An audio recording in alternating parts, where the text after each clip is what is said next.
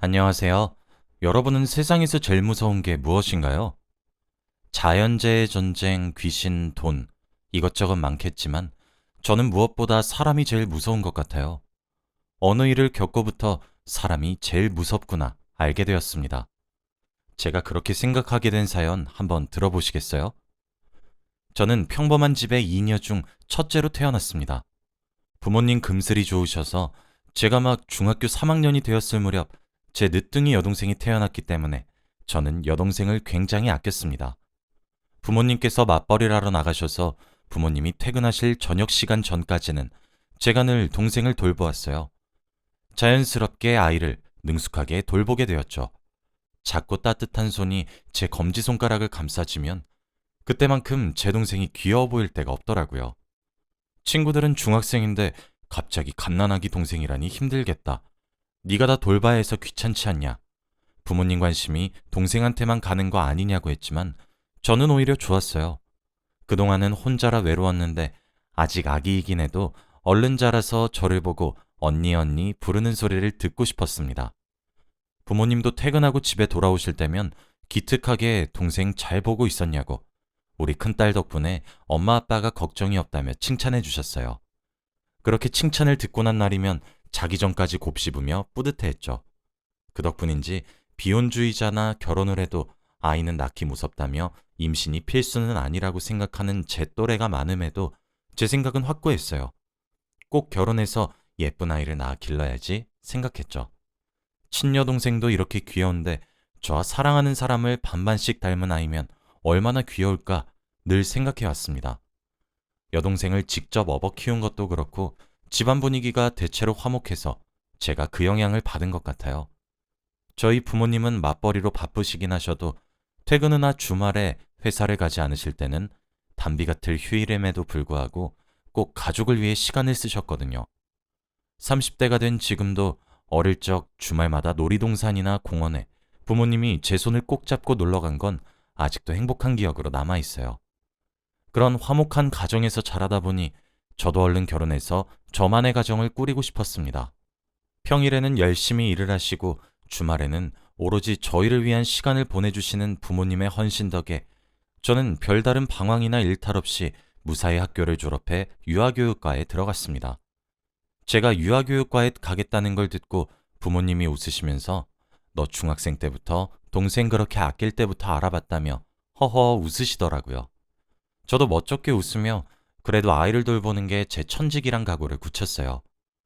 그때쯤 동생도 어린이집에 들어가서 조금씩 친구들을 사귀고 커가기 시작하는데 막 제 딸이 어린이집에 들어간 것 같고 그런 느낌이 드는 거 있죠. 주책맞게 살짝 눈물 돌릴 뻔했습니다. 등하원할 때는 동생을 자주 데려다 주기도 했어요. 워낙 위험한 세상인데다 여자애라 걱정되는 게 이만저만이 아니었거든요. 시간이 지나 순조롭게 대학을 졸업하고 저는 그동안 열심히 노력해온 덕에 나름대로 그 근방에서 알아주는 부자 동네에 있는 한 영어 유치원에 교사로 채용되었습니다. 유아교육과라 사실 진로는 어느 정도 정해진 거나 다름없었는데 사람 인생 어떻게 될지 모른다고 토익이며 다른 자격증이며 여러 가지 스펙을 착실히 쌓아둔 게 좋게 작용한 것 같았습니다. 아무래도 부자 동네에 있는 영어 유치원이라 입학비하며 회비하며 일반적인 수준을 훨씬 뛰어넘더라고요.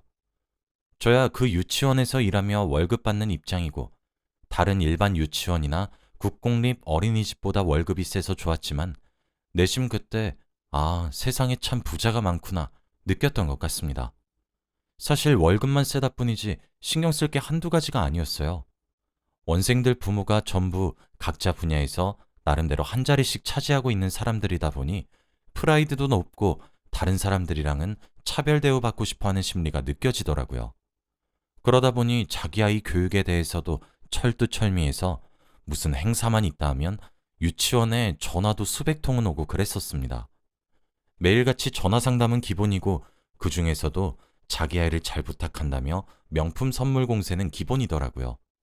아직 적응이 안 되어 이런 걸 받아도 되나 싶었는데 다른 선생님들도 다 모른 척 아름아름 받는다고 하더라고요.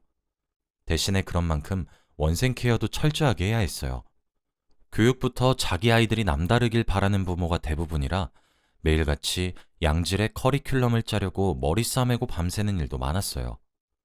가끔씩은 부모에게서 교육을 어떻게 받았는지 참 버릇없는 아이들이 많아 참기 힘든 순간도 있었습니다. 그 어린아이들이 선생님에게 반말은 기본에 자꾸 머리 꼭대기에 올라가려 하더군요. 조금이라도 훈계를 하면 그날 집으로 돌아가 부모에게 쪼르르 일러다 바치고, 그러면 다시 그 부모가 저희 유치원에 전화로 컴플레인을 걸고요. 그럴 때는 별 수 없이 무조건 죄송하다고 하는 수밖에 없었습니다. 가끔씩은 회의감도 들더라고요. 세상 참 출발선부터 불공평하다 싶어서요. 그래도 제가 나이가 있는데 그 어린아이 고자질에 꼼짝 못하는 처지라니, 이걸 못 견디고 그만두는 신참교사도 많다고 하더라고요. 저는 어떻게 잘 버텨냈어요. 현실은 현실이고 슬프지만 저도 벌어먹고는 살아야 해서 어느새 순응하게 되더라고요. 정신없이 유치원에 다니며 일을 하다 보니 어디서 남자를 만날 시간도 없더라고요. 그거 아시나요? 요즘 유치원은 부모 등살에 남자도 쉽게 못 만나고 그래요. 혹시라도 데이트 때문에 조금 화려하게 차려입고 나가는 걸 원생 부모가 목격했다? 그러면 또 전화가 옵니다. 어린아이를 가르치는 사람 옷차림이 그게 뭐냐고요. 고등학교도 아니고 그래서 무릎 위로 올라오는 치마를 못 입어요. 메신저 프로필에 혹시라도 남자친구와 함께 찍은 사진을 걸어놨다? 그래도 전화 옵니다. 싫어해요. 전에도 남자친구와 함께 여행 가서 찍은 사진을 프로필 사진으로 해뒀다가 원생 부모한테 연락이 와서 이 선생님이 이렇게 문란해서는 믿고 못 맡기겠다는 식으로 컴플레인이 걸렸다고 하더라고요. 정말 이상한 학부모 많아요. 상황이 이렇다 보니 아예 암묵적으로 지켜야 될 수칙으로 정해져 있는 거나 다름없습니다. 그런 상황인데다 업무는 대기업만큼 고강도이니 일 마치면 피곤해서 연애할 생각도 잘 안 들더라고요. 그냥 집 돌아와서 동생 학교 숙제나 도와주고 잠들고 그랬습니다. 어느새 초등학교 5학년이 된 동생은 공부도 열심히 하고 가끔씩 상담 전화를 받을 때마다 매사에 똑 부러져서 장래가 기대된다고 칭찬을 들을 만큼 잘 자라주었습니다. 부모님은 여전히 맞벌이로 바쁘셨고 저도 직장이 있었지만 다행히 저는 매주 휴무가 보장되어서 여동생의 학교 생활도 제가 도맡아 관리했어요. 학부모 상담이나 학예회, 학부모 참관 수업 같은 게 있으면 제가 늘 대신 갔었죠. 아무리 신경 써준다 해도 다른 친구들은 부모님이 오시는데 자기는 언니만 와서 뾰루퉁해질 법도 한데 여동생은 제가 갈 때마다 반갑게 달려와서 많이 고마웠습니다. 5학년이 된 여동생의 담임 선생님은 아주 젊은 남자분이셨어요. 딱 봐도 제 나이 또래 같아 보였어요. 많아봤자 30 초반? 그 정도요. 요즘 임용고시가 말도 안 되게 어렵다던데 그걸 저렇게 어린 나이에 통과한 건가 싶어 대단하다고 속으로 생각했었습니다. 초임이셔서 그런지 학생들에 대한 열정이 가득하시더라고요. 제가 처음 유치원에 들어갔을 때 모습이 생각나서 어쩐지 공감도 갔네요. 상담으로 얼굴도 자주 찾아뵙기도 했고 아무래도 제가 부모가 아니라 언니, 그리고 유치원 교사라는 특징 때문에 선생님께서 기억에 남았다고 하시더라고요. 저한테 여동생 칭찬도 하고 나이대가 비슷하다 보니 상담하는 내내 말이 통해서 자연스럽게 선생님과 서로 호감을 가진 사이로 발전하게 되었습니다. 여동생에게 떳떳한 관계는 아니었지만 그래도 마음이 가는 건 어쩔 수 없더라고요. 결국 여동생이 다음 학년으로 올라가 담임선생님이 바뀌기 전까지 저희는 사귀는 걸 미루다 해가 바뀌고부터 사귀게 되었습니다. 그때 남자친구는 저보다 2살 많은 29이었습니다. 오랜 시간이 지나도 변하지 않는 마음과 듬직함 때문에 남자친구와의 결혼을 꿈꾸고 남자친구도 마침 슬슬 결혼하는 게 어떻겠냐 물어와서 저희는 결혼을 결심하게 되었어요. 조심스럽게 저희 집에 연애한다는 소식과 결혼하고 싶다는 소식을 동시에 알리니 부모님이 깜짝 놀라시더라고요. 언제 그렇고 그런 사이가 됐냐면서요. 여동생은 맹랑하게 웃으면서 난 그럴 줄 알았어. 언니 이상하게 학교 올 때마다 되게 신경 써서 차려입고 오더라? 말하더라고요. 각자 부모님과 한 번씩 만나서 식사하기로 약속을 잡았습니다. 여동생은 몇 년 전 담임선생님이 이제 자기 형부라니 어린 나이에 조금 혼란스러워하는 듯 했지만 예의 바르게 행동해 주었어요. 부모님도 자기들이 언제 너 의견에 반대하는 거 봤냐고 알아서 좋은 남자 골랐을 거라 믿는다며 남자친구와의 결혼을 허락해 주셨습니다. 그 후에는 남자친구네 집에서 식사 약속이 있었어요. 사실 그때까지만 해도 남자친구가 집안 사정을 조금 숨기고 싶어 하는 걸 눈치채고 일부러 꼬치꼬치 캐묻지 않았거든요. 혹시나 상처가 될까 봐요. 그래서 만약 남자친구네 집이 많이 어려운 형편이거나 가정사가 복잡하면 어쩌나 걱정도 했었습니다. 그런데 제 생각이랑은 정반대더라고요. 남자친구네 집은 멀리서 봐도 부잣집이었어요. 커다란 대문을 열고 들어가는 단독주택이었죠. 제가 깜짝 놀라서 어버버거리자 남자친구가 머쓱해하며 그제서야 말하더라고요. 사실 자기 아버지가 검찰에서 권위 있는 분이시라고요. 저는 입주가정부가 있는 집은 현실에서 처음 봤어요. 처음 집에 들어갔을 때 어머니로 보이는 여성분이 계셔서 인사했더니 남자친구가 집안일을 도맡아 하시는 이모님이라고 소개시켜 주더라고요. 자기가 엄청 어렸을 때부터 집에서 일을 도와주셨고 부모님이 일로 바쁘셨던 탓에 자기한텐 거의 유모나 다름없었다고요. 그렇구나 하며 인사하는데 가정부 아주머니의 눈빛이 조금 깨름직했어요. 절 은근하게 아래 위로 훑고는 노려보시더라고요. 기분 탓이겠지 생각하며 남자친구 부모님과 인사를 나누었습니다. 부자라 나를 마음에 안 들어 하시면 어쩌나 생각했던 것과 달리 남자친구네 부모님은 식사 자리 내내 저를 불편하지 않게 배려해 주셔서 화기애애한 분위기 속에 식사를 했어요. 다만 가정부 아주머니가 국을 내오시다가 균형을 잃으신 건지 제게 국을 쏟아버리셨어요. 갑자기 뜨거운 국이 무릎에 쏟아져 모두들 당황하고 제가 화장실에 가서 재빨리 수습한 뒤에 급하게 식사 자리를 마무리했죠.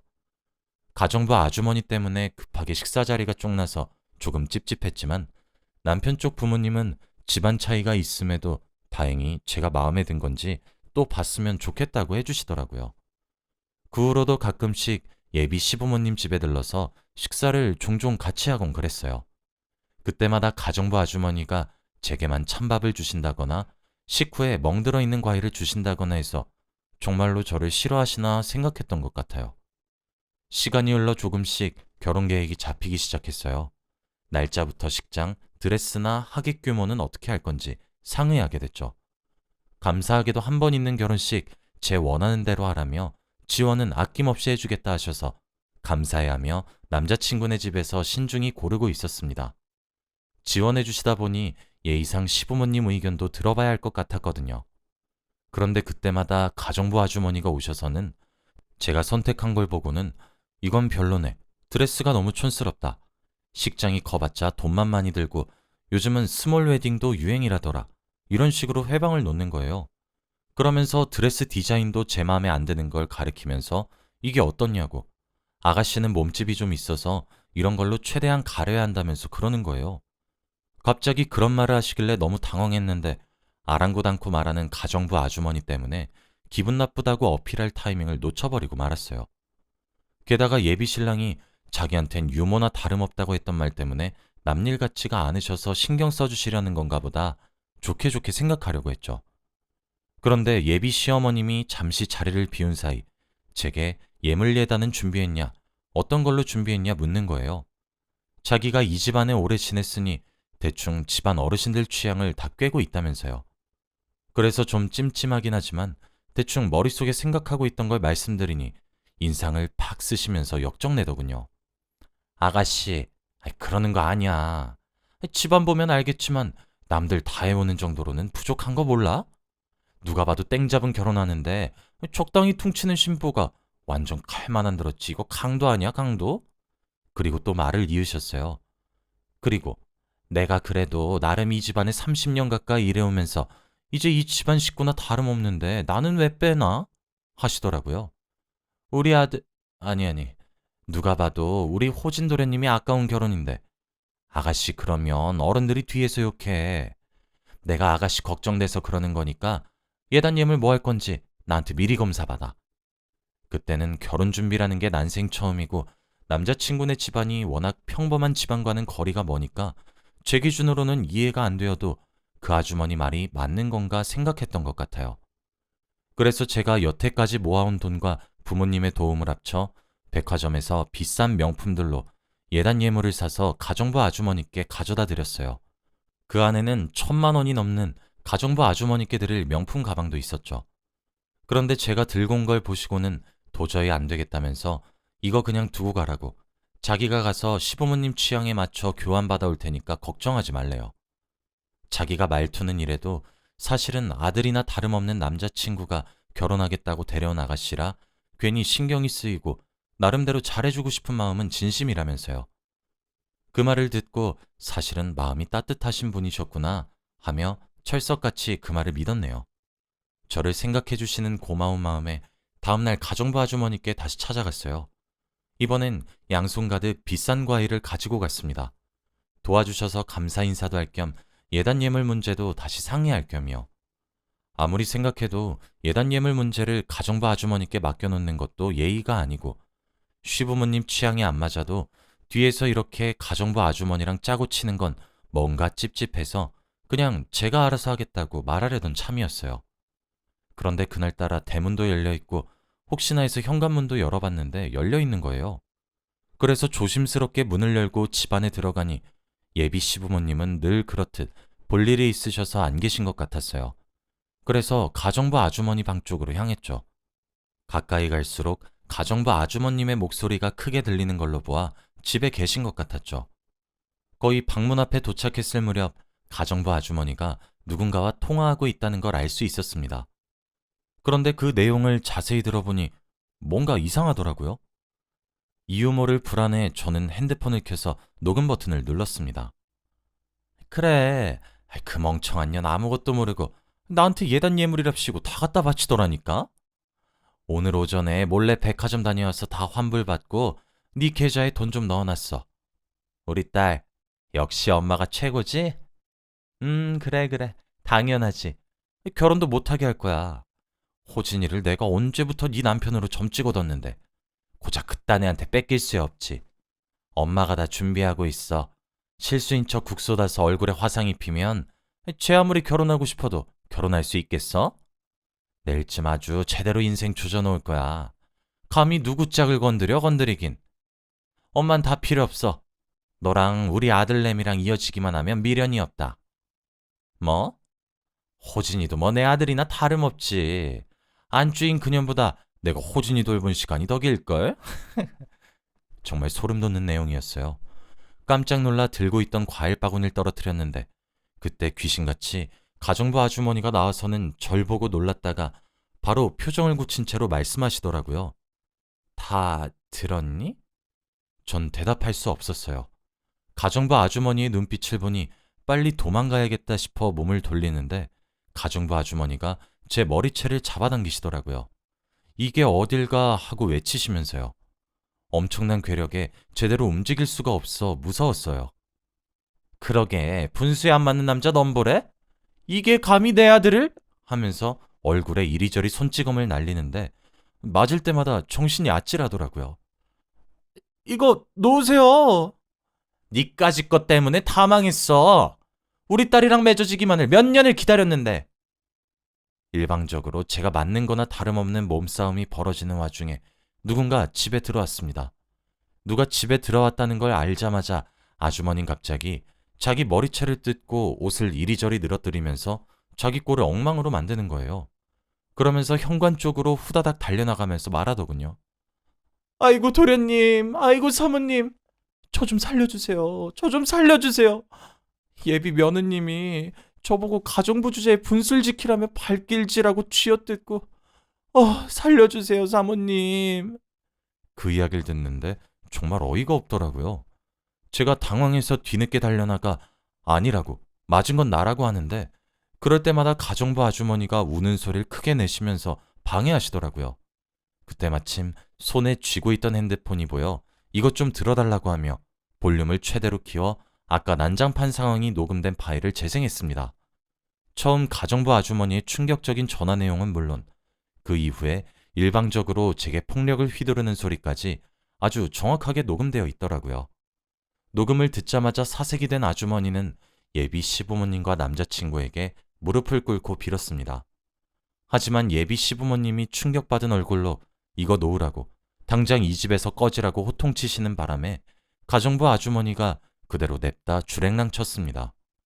물론 그 이후에 검찰에 계시는 아버님 인맥을 동원해 사기죄 및 폭행죄, 공갈미수 등등의 죄목으로 수사 요청을 넣었고 지하철 노숙자들 사이에서 끼내 지내던 가정부 아주머니를 발견했다고 해요. 알고 보니 그 가정부 아주머니는 정신분열증이 있어 제 남자친구를 자기 아들로 생각한다더라고요. 결국 수사랑 재판이 끝나고 가정부 아주머니는 징역살이 및 정신심리치료를 받게 되었습니다. 그런 시련이 있었음에도 저와 남자친구는 무사히 결혼에 꼴이내 지금 저는 아이를 임신 중입니다. 다행히 그런 일을 겪게 제게 미안하다면서 시부모님이 더 신경 써서 제게 잘해주세요. 아직도 그때 기억을 떠올리면 여전히 무섭긴 해요. 특히 가정부 아주머니의 정신 나간 그 눈빛이 잊혀지지 않습니다. 하지만 이젠 다 잊고 사랑하는 사람과 가정을 꾸리며 행복만을 쫓으며 살기로 결심했습니다. 여러분도 무슨 일을 겪던 간에 꼭 각자만의 해피엔딩을 맞이하시길 바랄게요. 사연 들어주셔서 감사합니다.